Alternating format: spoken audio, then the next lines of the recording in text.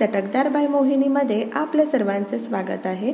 आज आपण चटकदार, चविष्ट आणि पौष्टिक टोमॅटोचं सार बनवलेलं आहे। हे सार प्यायला खूप सुंदर लागतं किंवा तुम्ही हे सार गरमागरम भाताबरोबरही सर्व करू शकता। तर अशाच नवनवीन आणि चटकदार रेसिपी पाहण्यासाठी चटकदार बाय मोहिनीला सबस्क्राइब करायचं आहे आणि बेल आयकॉनवर क्लिक करायचं आहे, म्हणजे नवनवीन व्हिडिओज हे तुमच्यापर्यंत पोहोचू शकतील। चला मग तर आपण सार बनवायला सुरुवात करू। तर सार बनवण्याकरता ह्या ठिकाणी मी 4 टोमॅटो घेतलेले आहेत। टोमॅटो सर्वप्रथम आपण उकडून घ्यायचे आहेत। तर ह्या ठिकाणी पाण्याला उकळी आलेली आहे। टोमॅटो घालायचे आहेत। मध्यम आचेवर आणि मंद आचेवर 8 ते 10 मिनिटाकरता टोमॅटो छान उकडून घ्यायचे आहेत।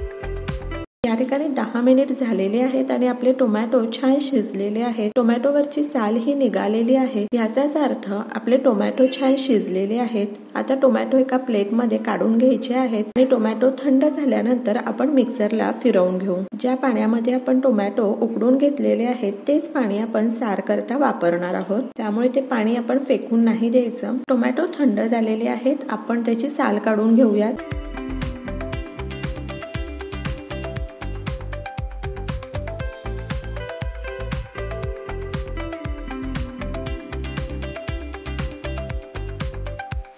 टोमॅटोचे तुकडे करून घेऊ आणि मिक्सरला फिरवून घ्यायचे आहेत।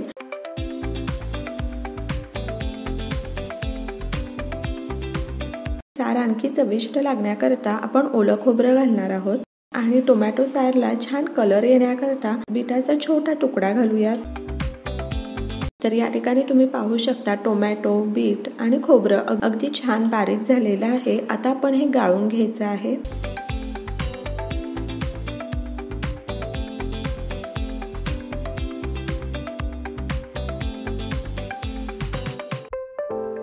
थोडं पाणी घालूयात आणि व्यवस्थित गाळून घ्यायचं आहे।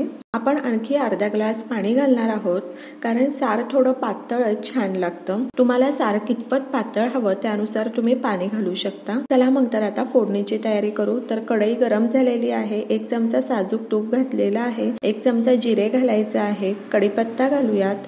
हिंग घालायचा आहे अर्धा चमचा। मिरची आणि लसूणचा ठेचा घालायचा आहे 1 चमचा आणि अर्धा चमचा मिरची पावडर घालायची आहे आणि सार घालायचं आहे।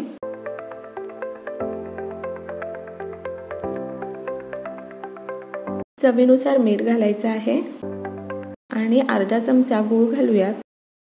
अर्धा चमचा मिरेपूड घालायची आहे। अगदी चिमूटभर धना पावडर घालायची आहे आणि अर्धा चमचा जिरा पावडर घालायची आहे। जिरा पावडर आणि मिरेपूड तुम्ही सारमध्ये आवश्यक घाला, सार अप्रतिम लागतं। बारीक कापून घेतलेली कोथिंबीर घालूयात।